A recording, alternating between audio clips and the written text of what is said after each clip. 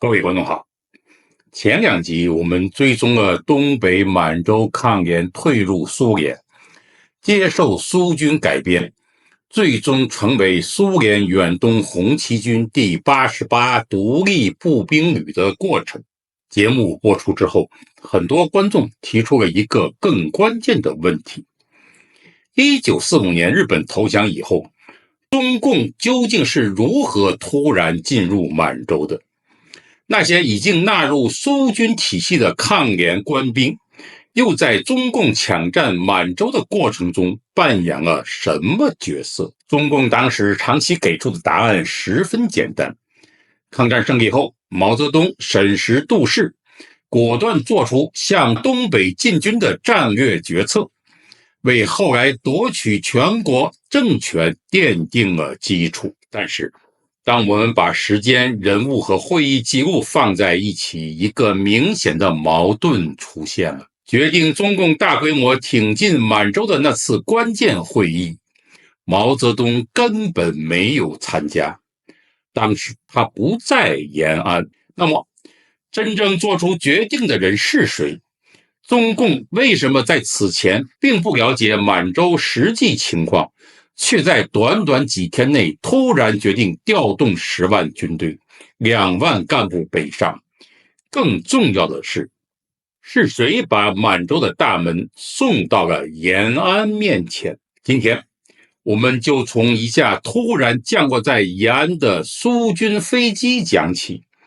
一層一層剝開這段被重新包裝了80年的歷史。1945年8月，日本宣布投降，蘇軍迅速進占滿洲。按照當時的國際安排，國民政府是中國境內接收日軍投降的合法政府。1945年8月，日本宣布投降。根據盟軍麥克阿瑟的第1號普通戰令規定，蘇軍進入滿洲，接收38線以北的日軍投降。而在這個普通1號戰令當中，國民政府並不能夠進入滿洲，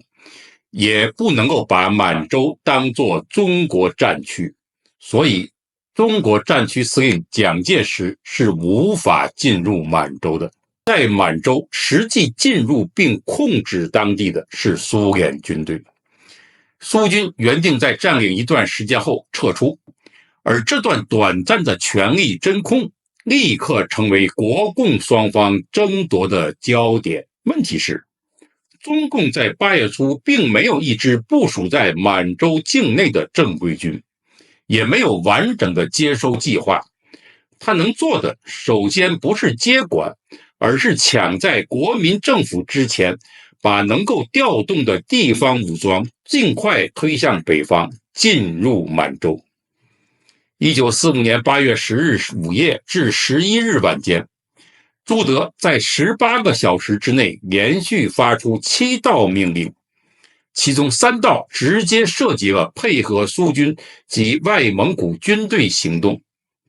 命令要求呂正操、張學思、萬一以及李運昌等部迅速向热河、遼寧和吉林方面推進，同時要求賀龍、聂榮臻等部隊向北行動，迎接外蒙古軍隊和蘇聯紅軍。這就帶出了一個核心問題：如果中共進軍滿洲完全是一個獨立自主的戰略決定，為什麼最早的軍事命令反覆強調的不是獨立接收，而是配合蘇聯紅軍？當我們看到中共黨史中陳列出這些命令時，我們非常清楚地可以看出誰是漢奸，誰是蘇聯的傀儡。當然，這些歷史黨史中都在有意識地隱瞞刪除。8月11日，中共中央又致電晉绥和晋察冀2個分局，要求有關部隊迅速北進，迎接外蒙古軍隊和蘇聯紅軍。換句話說，中共最初的思路並不是已經掌握滿洲局勢，而是先跟着蘇軍向前走，在蘇軍已經打開的通道中尋找機會。而最接近滿洲的中共部隊是駐紮在河北熱河和遼寧邊界一帶的李運昌部，也就是冀熱遼軍區。這支部隊當時裝備困難，補給不足，後來盜挖青黃陵，倒賣文物，長期依賴搶劫為生。部隊司令程子華後來回憶，冀熱遼軍區太窮了，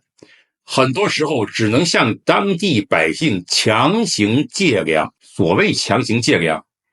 究竟是借還是在槍口之下無法拒絕的徵收？這段回憶至少說明了一點，對一支長期缺槍、缺彈、缺糧的地方部隊來說，滿洲境內遺留下來的倉庫、軍火和物資具有難以抵抗的吸引力。日本投降之後，從關外返回來的人不斷傳遞消息，滿洲局勢混亂，蘇軍顧不過來，到處都有關東軍和滿洲國留下的軍火、糧食、車輛和倉庫。對於冀熱遼部隊而言，這不僅是一個政治機會，更是一次可以徹底改變自身實力的物資機會。但是，誘惑越大，風險也越大。山海關一線仍有大批關東軍及滿洲國軍營，李運昌部既缺乏重武器，也沒有把握正面突破，於是他們決定繞開山海關，另闢小路進入滿洲。8月13日，冀熱遼軍區黨委和軍區在豐潤縣大王莊召開了緊急會議，決定抽調8個團、1個營、2支隊伍，一共13000餘人，並配備2500名地方幹部，分3路向東北滿洲推進。曾克林、唐凱率領東路部隊2000人，經九門口越過長城。他們最初的算盤並不複雜，打得贏就多占一些，打不贏也可以先接收一批糧食和武器，再退回關內。可是接下來發生的一幕，連曾克林本人也都沒有預料到。1945年8月30日，在渤海西岸前所車站附近，曾克林部第一次遇到了進入當地的蘇軍，雙方語言不通，電台又與關內失去聯繫，蘇軍無法確認眼前這支衣衫襤褸的武裝人員的身份，立刻將其包圍，並要求放下武器。2支自稱都在反法西斯的部隊就這樣槍口相對，僵持了2個小時。只要其中一方誤判，第一場交火可能不是中共與國民黨之間，而是中共部隊與蘇軍之間。危急時刻，曾克林突然讓副政委唐凱捲起衣袖，唐凱右臂上露出了一個醒目的鐮刀斧頭印記。蘇聯軍官看到之後，認出了是共產主義符號，雙方的氣氛才驟然改變。隨後，曾克林向蘇軍解釋，他們是前來配合蘇軍行動的中共部隊。原來劍拔弩張的對峙，迅速化轉為合作。蘇軍也由此第一次確認，已有一支中共武裝主動進入了滿洲。中共一直吹噓曾克林如何英勇攻占了山海關，真實的情況是，中共和蘇軍沒放一槍一彈，和平地進入山海關，也和平地接收了投降的關東軍和滿洲國軍警。關東軍被集中關押，滿洲國軍警則放了出來，繼續工作，維持當地社會治安。這裡必須追問，蘇軍此前為何沒有得到中共部隊即將到來的通報？如果中蘇雙方早已有完整的聯合接收計劃，為什麼第一次見面險些變成武裝衝突？答案只能有一個。當時中共各地部隊是在中共籠統命令下自行尋找通道，而蘇聯遠東部隊並沒有得到一套統一明確的中共接管方案。所謂戰略進軍，在最初階段更像是一場邊走邊試、邊搶機會的冒險。曾克林部隨後隨蘇軍進入山海關，中共後來把這一過程描述為攻占山海關，但按照曾克林後來的回憶，關東軍及滿洲國軍警已經放下武器，雙方並未進行任何戰鬥。真正改變冀熱遼部隊命運的不是一場硬戰，而是一場和平接收。他們接收了大量步槍、機槍、迫擊炮、彈藥和糧食。原本缺槍少彈的部隊一夜之間擴充實力，並迅速招募新兵。曾克林後来直言，冀熱遼軍區過去窮怕了，進入滿洲之後才突然擴了起來。1935年到1955年期間，中共中央要求各地進行編史工作，東北軍區負責編寫抗聯歷史和東北解放史。一位東北軍區司令部的人員訪問曾克林，當時曾克林這樣說：冀熱遼軍區窮怕了，我們出關就是要搶一些日本補給，搶一些滿洲國的軍火。但是山海關有3000關東軍和滿洲國軍，我帶的支隊只有2000人，1000多條槍，平均每支槍才有5發子彈，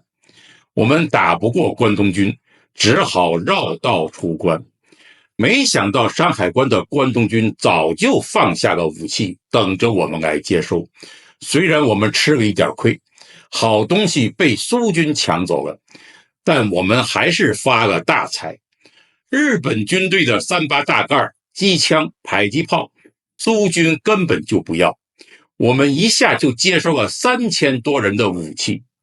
大米白麵隨便吃。那時候真的一下擴起來了，我們立刻招兵，一下子就招了6000多人，2個人就有1支槍，每人有3顆手榴彈，每支槍都有30發子彈。這就出現了第二個核心問題：中共進入滿洲的最初動力究竟是一個成熟的國家戰略，還是軍事擴張、物資獲取與政治機會共同推動的結果？早在1945年8月18日，劉少奇在歡送北上幹部時已經說得很直接：能走的先走，能快走的先走，鐵路不能走就走路，大路不能走就走小路，只要有空子就要鑽進去，進入滿洲。滿洲是個富裕的地方，誰能占便宜就完全看你们誰能先到。這段話透露出的不是一份已經規劃完整的作戰藍圖，而是一種明確的搶占邏輯。蘇軍已經進入，國民政府尚未到達，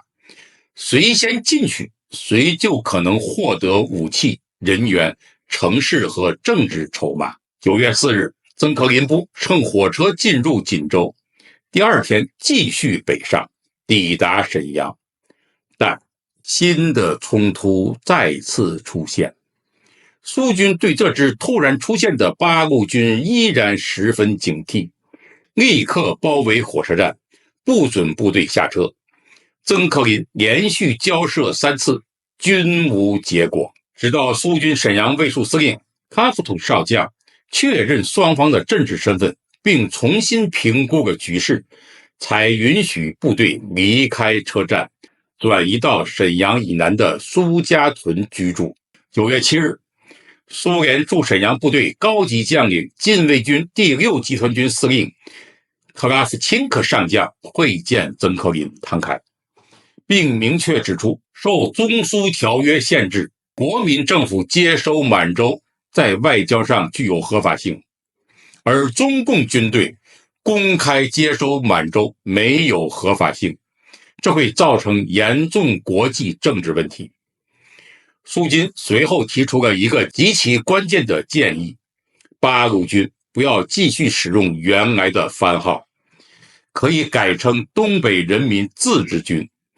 我們可以在滿洲睜一隻眼閉一隻眼，在國際外交上也可以爭取主動。名字一改，法律和外交上的性質也隨之被模糊。表面上，這不再是關內中共軍隊公開進入滿洲，而是一支東北地方武裝在當地活動。曾克林、唐凱當即接受了建議，蘇軍遠東司令部隨後允許佩戴這一標誌的部隊在東北各地行動，並把蘇家屯的日軍最大最重要的軍火倉庫交給曾克林部看守。這一步看似只是更換番號，實際上卻為中共在滿洲擴張提供了一個臨時的政治外衣。蘇軍不能夠公開違背條約，但卻可以睜一隻眼閉一隻眼。中共不能公開宣布接管，卻可以以地方自治武裝的名義站穩腳跟。然而，此時的蘇軍仍然有一個疑問：曾克林究竟能夠代表中共中央多少意見？他帶來的到底是一支地方部隊，還是中共即將全面進入滿洲的先遣力量？決定歷史走向的時刻就在幾天之後到來了。1945年9月14日上午，在延安事先沒有得到完整通報的情況下，一架蘇軍飛機突然降落在延安。曾克林走下飛機，高聲喊道：“快去報告，我從東北來，我把蘇軍代表請來了。”與他一同到達的是駐長春蘇軍最高司令官馬林諾夫斯基元帥的全權代表貝歐羅索夫上校和翻譯謝德明中校。朱德立即接見了蘇軍代表。此時，毛澤東和周恩來正在重慶與蔣介石談判，根本就無暇顧及滿洲，而且重要的幹部都在重慶。真正主持隨後決策的是留守延安的劉少奇。當晚，中共中央政治局徹夜開會，就是在這次會議上，中共做出了一個足以改變戰後中國格局的決定：放棄南方所有根據地，把大批幹部和軍隊調往東北。會議決定抽調1/4以上的中央委員和候補委員，率領約2萬幹部和10萬部隊北上，同時派彭真、陳雲、伍修權、葉繼壯等人乘蘇軍飛機先行前往瀋陽，成立中共中央東北局。現在，開頭的疑問終於有了答案。中共全面挺進滿洲的關鍵決策，並不是毛澤東在延安親自主持做出的。真正觸發這次戰略轉向的是曾克林帶回的滿洲情報，是蘇軍代表的突然到訪，也是劉少奇主持的那場通宵會議。換句話說，中共不是先制定完整戰略，再派曾克林執行，而是曾克林先闖進滿洲，先接觸蘇軍，先獲得武器和地盤，隨後才把這個突然出現的巨大機會帶回延安。地方部隊的冒險反過來推動了中央的戰略。另外一個重要原因是，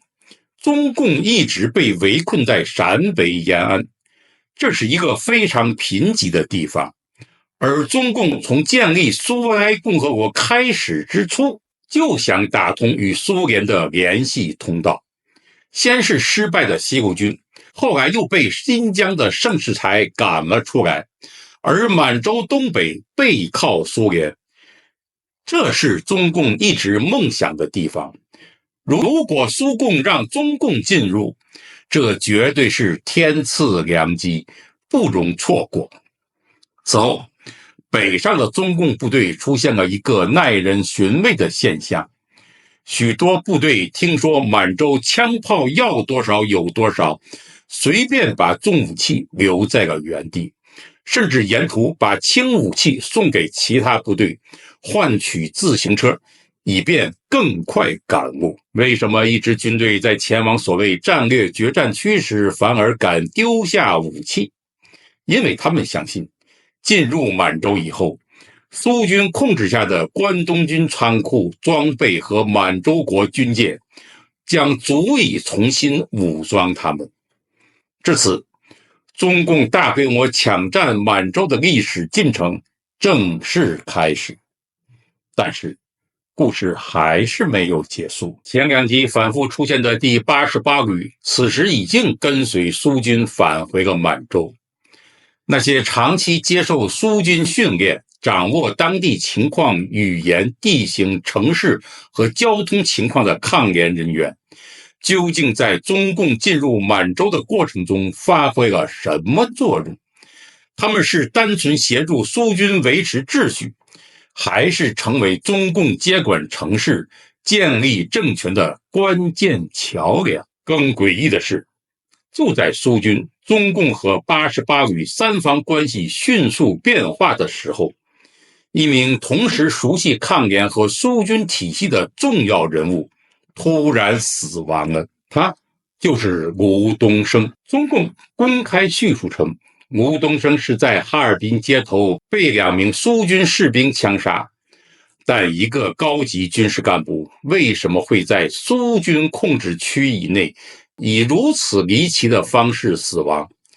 這究竟是一場偶然的搶劫衝突，還是一次有目的的滅口？吳東升當時知道了什麼？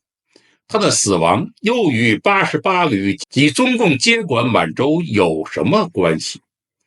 各位觀眾，真正危險的秘密往往不在公開的命令裡，